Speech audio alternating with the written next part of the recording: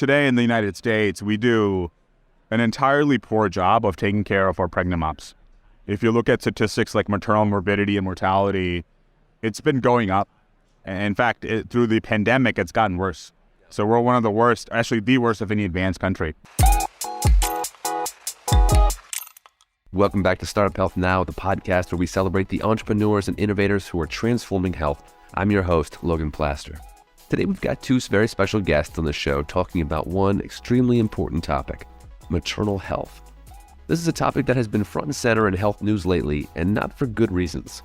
In spite of all our progress in technology, the U.S. has one of the highest maternal mortality rates in the developed world.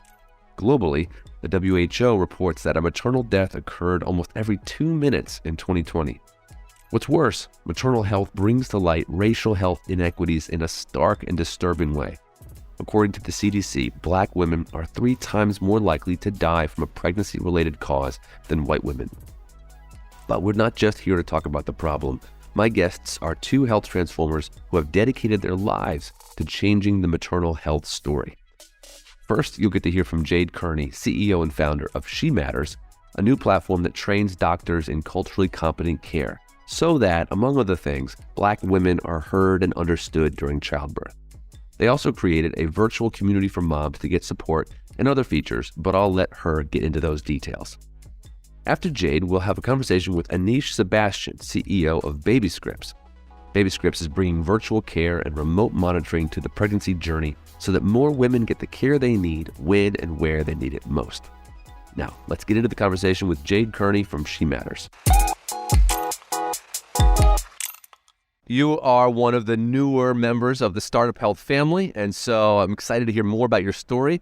A lot of startups have personal stories at their genesis, and I know yours is no exception. Yours comes from a very personal place. So tell us how you came up against the challenges of maternal health. Well, 5 years ago, I had my first child. I'm now a mom of 4. But Congratulations. Thank you. Wow. 5 years ago, I had my first daughter, and I really thought that the hard part due to maternal health statistics around for Black women would be the labor and delivery. But my struggle started after I left the hospital with my postpartum period.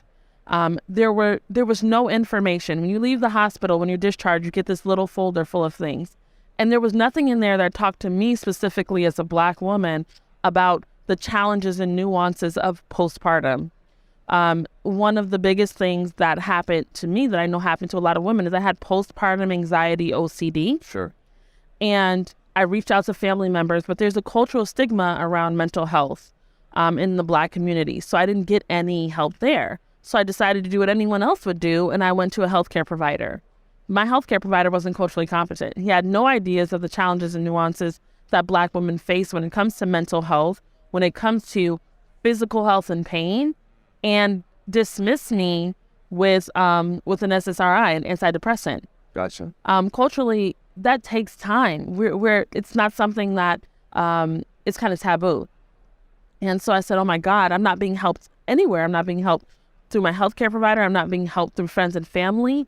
I have nowhere to go. And I really felt shame and I was suffering. And I said, I can't be the only person going through this. There was one BuzzFeed article. It was called Black Women Suffering in Silence. Yeah. There were 11 Black women who told their stories about their horrendous postpartum periods. And one thing that motivated me was that they were all better. And so I said, if they can get better, I can get better. And went on this journey, this mom journey, to not only get better, but to help other Black mothers. I said, if I can help any Black mom not experience what I experienced, then I've done something. And so now we're here. What was your journey leading up to that? What kind of work had you been doing that kind of laid some of the groundwork here? I was in education. Okay. I was at NYU. I got my master's degree in digital media design. And so I really thought that I was going to create apps for EdTech. Okay. And so I have the background in like digital media, but I didn't. Right. So critical. Yeah, but I didn't know it would lead to this. Okay. Yeah. And how does that kind of lay the groundwork? Well, I also went to Georgetown for diversity and inclusion management. Ah, okay. So it all kind of came together in a Communication piece, the communication, the equity, and it's all enabled me to have conversation with everyone. So I can talk about diversity. I can talk about health equity. I can talk about community aspects of different things because of the education that I've had and because of my background in education and diversity. Okay, let's get real about what it really looks like to have culturally competent care for moms. What does that really mean? That means that as a healthcare provider, you understand the challenges and nuances that Black women face so that we can decrease Black maternal morbidity, which is a crisis and an epidemic in this country. It takes you all the way back, and we talk about what our LMS system does is it gives you information about the relationship that we have to the healthcare system and systemic racism. And it takes you on that journey with a lot of people don't understand. Sure. Health equity is about an hour in medical school. Right. And once you become a doctor, you don't have the time really to fully understand all the challenges and nuances of whatever hospital you're in. So we're pulling back and we're allowing you to learn about why your patients may react the way they react to you as a healthcare professional. We're talking about that history to build empathy, but also to build safety, because healthcare providers sometimes don't feel safe because of the statistics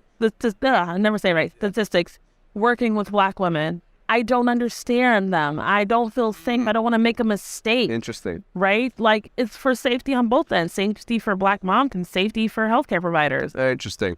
So at the core, the platform, you've created an educational, you've created courses that doctors can take. Yes. They get a certificate at the end. How does that work? Yes. So once you complete the course, we require that you do one thing, and you talk about how the certification can be implemented into your practice. Okay. So that you have better patient outcomes. And then you get a certificate that says you are culturally competent in Black maternal healthcare. Got it. Okay. Yeah. You know, one thing that kind of jumps out to me is I wonder, what are some of the tools that are translatable outside of, let's say you have got a white doctor and you have a Black mother. I'm thinking about the tools of listening, of active listening. What are some of the ways that that you're training people that even goes beyond cultural competency, but you're just helping them be more aware and in the moment?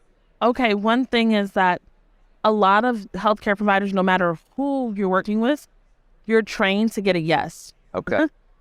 So what do you mean by that? You offer a solution and make it seem like there's no other option. So we say that listening to your patient, listening to their wants and needs, giving them options in their care is extremely important. That doesn't happen. Yeah. If you're having a baby and I can Black, white, or other. Yeah. Okay, we're going to do a C-section. Okay, we're going to do wait a minute, hold on. Here are your options. We're going to, we can break your water. How do you feel about that? Yeah. We can, here's what will happen if we do this. Offering options. Yeah. Talking to the person, waiting for a response. Those are transferable skills. Yes. Yeah. Yes. Giving a patient more autonomy, more information. Yes. Bringing them into the conversation. Absolutely. Where are you at in terms of the product rollout? Have you educated physicians? Yes. Okay. We've educated over 500 physicians. We have 10,000 Black moms on our platform. Fantastic. We are so excited with where things are going. And it's gone beyond just healthcare networks. We have payers who have purchased licenses to offer to their healthcare professionals because they understand how important health equity is, but also how much of a problem Black maternal morbidity is. Yes. In the last 2 years, it's grown over 45%. Maternal morbidity has grown in the United States 30%. For anybody. Even saying it that way sounds kind of scientific and kind of belies how terrible the numbers are. Yeah. That, like, the number of Black women dying or because of childbirth yes. is grown by 40%. It's insane. There was a Black mom who recently died. I believe it was in Ohio last week. Perfectly healthy, brain hemorrhage. No one was listening to her, and ended up dying on the table. She was complaining of pain, and that's one thing we talk about, is that people think that Black women, healthcare providers think that Black women have a higher threshold for pain. But you wouldn't even understand that that is because the foundation of gynecology was founded in slavery. Right. And Black women were used for experimentation. So that we talk about all of that, right? Yeah. And those you can see those numbers still in med school surveys today. Yes. Those thoughts persist. It's wild. You mentioned the education piece, which I understand, and you said you had 500 moms on the platform. 10,000. Oh, sorry, 10,000.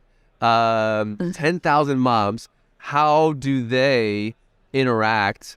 So I understand the education piece. So are they coming on for actual care, telemedicine? What are they getting? All of it. So when they get on the platform, they can talk to other moms in the community to validate their experience, whether I can't breastfeed, Okay. I'm having Community challenges. element. Yes, the community element. Then you have the culturally relevant resources. My co-founder, Marguerite Pierce, will tell you, you can find more about the postpartum period of dogs than Black women, which is terrible. So we've created this hub of information around the postpartum period for Black mothers. And then we have this database full of healthcare providers that are culturally competent.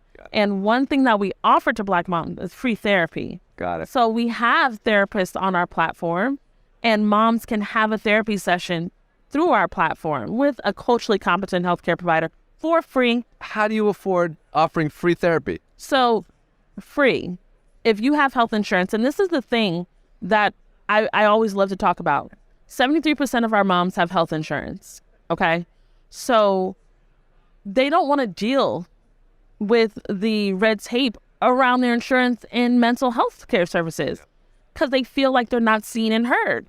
So they come to us to help them find a healthcare provider. So we find a healthcare provider that takes their insurance, and then what we do is we cover the cost of the copay. Okay. So if the copay is $10, $15, and we do that through donations. Got it. Okay. So you have a whole System. a funder side of the system. Yeah. Nice. Okay. And if someone does not have health care, they don't have health insurance, we have over 2,000 donated hours from therapists. Okay. Yeah. So it's a whole paradigm shift in terms of how the care is being delivered. Yeah. And the need for it. What are you most excited about for what's coming next? We are so excited about our wearable technology. Okay. So we have a symptom tracker for preeclampsia and eclampsia and HELLP syndrome, which is basically high blood pressure during or postpartum. Yep. And no one has a symptom tracker. They give you a sticker to put on your refrigerator like a magnet and says the sign and symptoms are this or that. Well, what we've done is we've created this wearable tracker that pairs with your Apple Watch or your iPhone, and it can tell you if you just go through and check. Yeah, you should go to the hospital. Yes, you should check in with your healthcare provider. Yes, it seems like you might be having preeclampsia or eclampsia syndrome. Okay. Yeah. And what about in terms of collaborations or partners? Who are you excited to work with? Well, right now, we're really excited to work with smaller healthcare clinics. So we've been focused on the larger hospitals, but we have some awesome things coming in the future with small clinics throughout New York, which total big hospitals. I'm really excited about it. That's so awesome. Jay, Yeah. I appreciate you taking the time with me. It's so exciting to watch your journey, which is happening fast. Yeah. You just started this company, and you're already having a huge impact on thousands of women's lives. Thank you. So congratulations on the moves, and we'll be watching you in the year to come. Thank you so much. Thank you. All right. Thanks, Jade. Our next guest is Anish Sebastian, CEO of Baby Scripts. When Anish first launched his company with a mission of helping moms have better pregnancies, he was a bachelor without a partner or a baby in sight. That created an interesting learning curve, but also gave Baby Scripts the advantage of an outsider's perspective. Since then, however, Anish has gotten married, to an OB coincidentally, and had a child. We'll get a bit into that mindset shift and how his experience as a father brought new depth to his work and lit a fire to bring Baby Scripts to even more moms. Anish, thanks for joining me today. Logan, it's always good to be here, man. Yeah. It's been exciting to see Baby Scripts grow over the years. I've gotten to interview you over time. And one of the greatest things about your story in my mind is that you started a company to help women have healthier pregnancies, before you were married, had children, when you were still a bachelor, and yet here you are sitting a father of a 2-year-old, and so you've had your own journey, which I'm sure has impacted the company. So, first of all, what's it like having a 2-year-old at home? Yeah, Logan, you're totally right. As the company has grown, so has my family, right? When we started, I was a bachelor, right? Those were the old days. But my kid just turned 2 last week. So that's been quite the journey. He's getting more emotional now, every now and then throwing a temper tantrum. So I think that's a sign of things to come. Yeah. But I mean, all joking aside, I think going through the pregnancy journey, particularly the postpartum journey, to me has been completely eye-opening. Myself and my wife's a trained OBGYN, by the way. Oh, wow. Okay. Yeah, we thought we sort of knew how to do the whole pregnancy postpartum thing. And little did we know, we barely knew nothing. Right. Yeah, it's all kinds of questions, open areas, gaps in care. So it's a big deal, and it just reinforced the mission and the vision of the work that we're doing. Which is a good segue to explain exactly what is Baby Scripts. What have you built? Yeah, so let me first just say, today in the United States, we do an entirely poor job of taking care of our pregnant moms. If you look at statistics like maternal morbidity and mortality, it's been going up. And in fact, through the pandemic, it's gotten worse. So we're one of the worst, actually the worst of any advanced country, right? It's wild. And we think that one of the core problems is proper, good access to care. And that's what Baby Scripts does.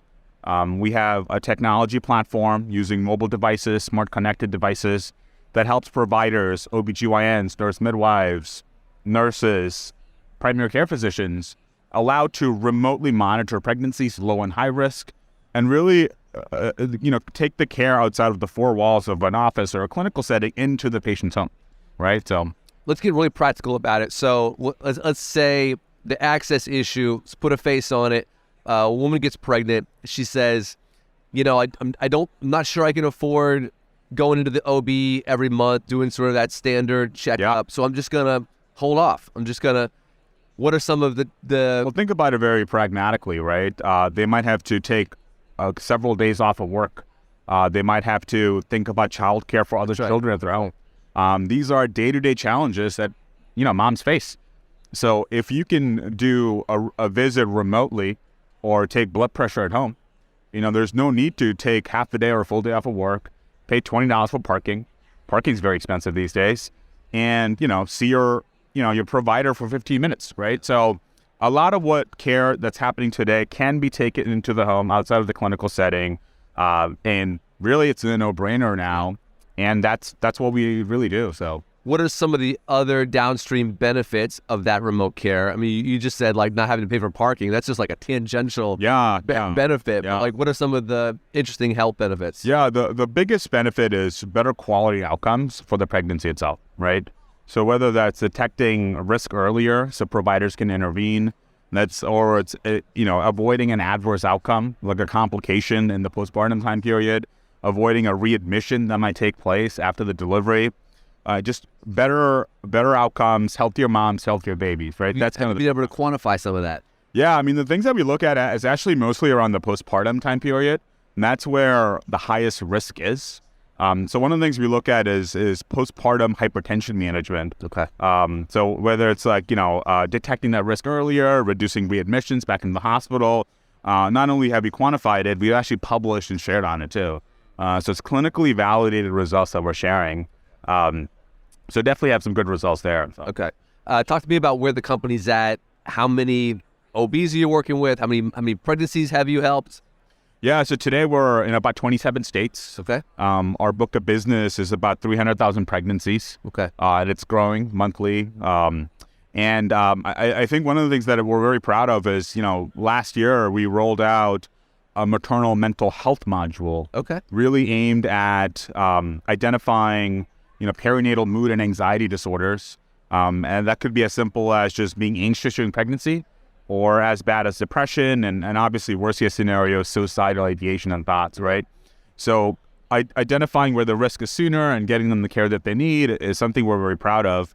And we're hoping to sort of roll that out this year and really just grow and take that to the next level. So, all right, let's go back to your baby being born 2 years ago. What was the biggest surprise? Yeah, I mean, I think I go back to the biggest surprise being, the all of the gaps in the postpartum time period, especially those first 6 months after you come home with the baby, right? Yeah. And that's not just for the baby, but quite frankly, for the mom and the dad to a certain extent, right? Everything from breastfeeding to if you have a C-section, like healing issues there, to, getting back to life and work as normal, right? So there's just a lot of things going on. And I think we do a poor job of equipping our moms with the proper tools that they need so they can get back to, life as normal, right? Yeah, you have this newborn and you're thrust into this sort of black hole, in this like sort of crazy sleep-deprived phase. Yeah. And the world is just sort of congratulating you for having a baby. Yeah. Did that moment for you, experiencing that, did that make you want to extend care further forward? Yeah, we actually go 1 year after the delivery now. Okay. Yeah. And I'll just give you a very pragmatic example. So for high-risk moms, you're supposed to come in for an appointment 6 days after the delivery, 6 to 18 days, essentially. Think about it. You have a 6-day month at hold. It's terrible. You might have another kid. The last thing you want to do is like take the baby and go into a clinic, right?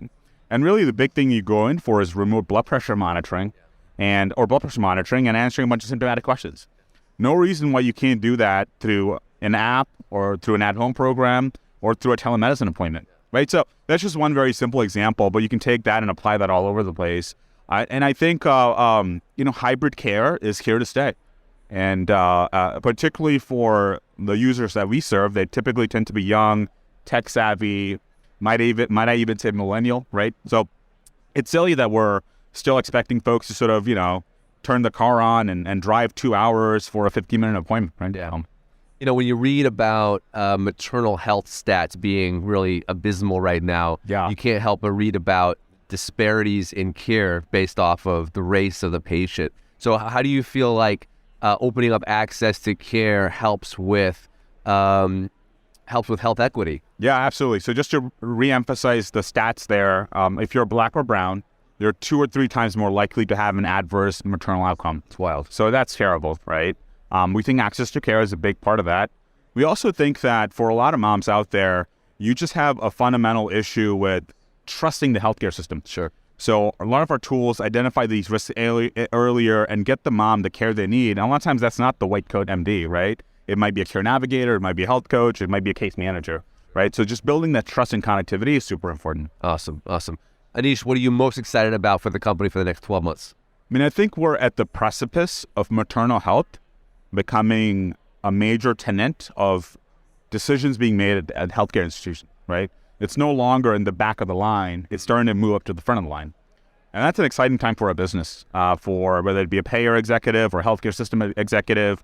We're part of those conversations. And ultimately, moms win, right? That's what we're all about. And that's something we're excited about. Love it. Anish, so excited for Baby Scripts and what you're building there. Excited that you have this 2-year-old at home educating you.